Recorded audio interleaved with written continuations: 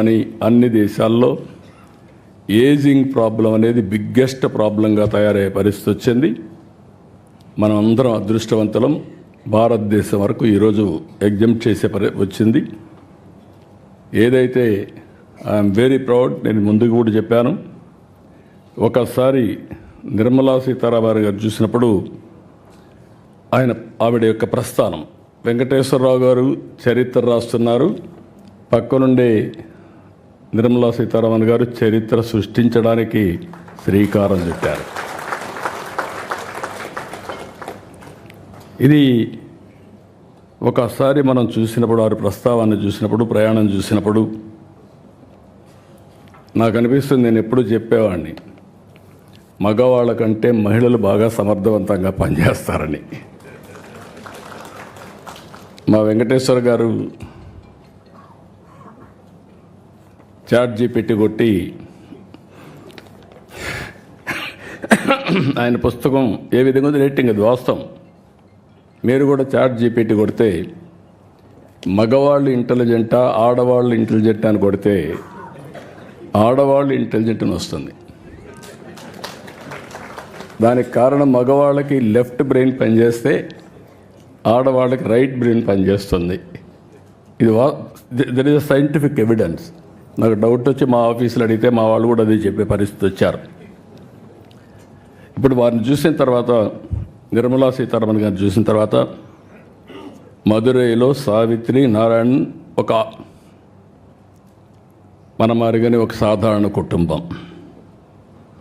అక్కడ ప్రాథమిక విద్య మదురైలో చేయడం, తిరుచిరాపల్లిలో ఆర్థిక శాస్త్రంలో అండర్ గ్రాడ్యుయేట్ చేయడం, ఢిల్లీ జేఎన్టీలో ఆర్థిక శాస్త్ర డిగ్రీ తీసుకోవడం, లండన్ స్కూల్ ఆఫ్ ఎకనామిక్స్లో వెళ్ళి పీజీ చేయడం, అక్కడి నుంచి ప్రైస్ వాటర్ కూపర్స్లో పనిచేయడం, కన్సల్టెంట్గా ఐక్యరాజ్య సమితిలో పనిచేయడం, ఇండో బ్రిటిష్ సొసైటీ కూడా పనిచేయడం.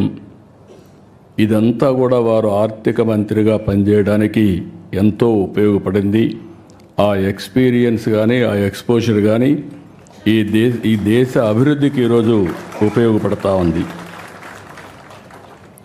అదే సమయంలో 2008 నేషనల్ స్పోక్స్ పర్సన్గా బీజేపీ ఎంపిక చేయడం. అక్కడి నుంచి మనం చూస్తే మోడీ గారి యొక్క విశిష్టత,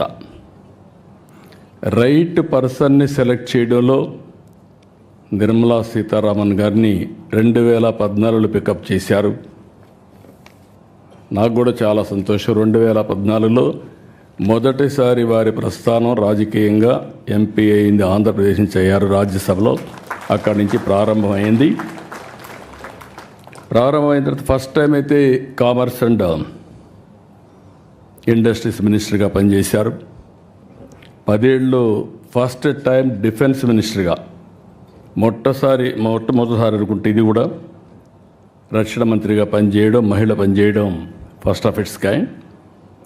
అక్కడి నుంచి 19లో కేంద్ర మంత్రిగా ఫైనాన్స్ ఛార్జ్ తీసుకున్నారు. అంటే 145 కోట్ల మందిని సమర్థవంతంగా నడిపించడంలో, అందరి జీవితాల్లో వెలుగు రావడంలో నరేంద్ర మోడీ గారు ఏ ఆశయాలు అయితే పెట్టుకున్నారో ఆ ఆశయాల్ని అమలు చేసే దాంట్లో ఒక డిసిప్లిన్గా ముందుకు పోతున్నారు. ఓసారి కొంచెం కటువుగా కూడా ఉంటారు, అవసరం కూడా. ఫైనాన్స్ ఇప్పుడు మామూలుగా గవర్నమెంట్లో చూస్తే అందరికంటే ఎవరు గట్టిగా ఉంటారంటే, నెగిటివ్గా కూడా ఉంటారంటే ఫైనాన్స్ డిపార్ట్మెంట్ ఉంటుంది. ఒకప్పుడు వారసత్వంగా వచ్చేది. స్టేట్ గవర్నమెంట్స్లో కూడా మోస్ట్ అన్పాపులర్ సెక్రటరీ ఎవరంటే finance secretary, most hatred person కూడా. కానీ ఈరోజు ప్రజలందరూ మెచ్చుకునే ఫైనాన్స్ మినిస్టర్గా నిర్మలా సీతారామన్ గారు ఈరోజు కార్యక్రమాలు చేపట్టారు.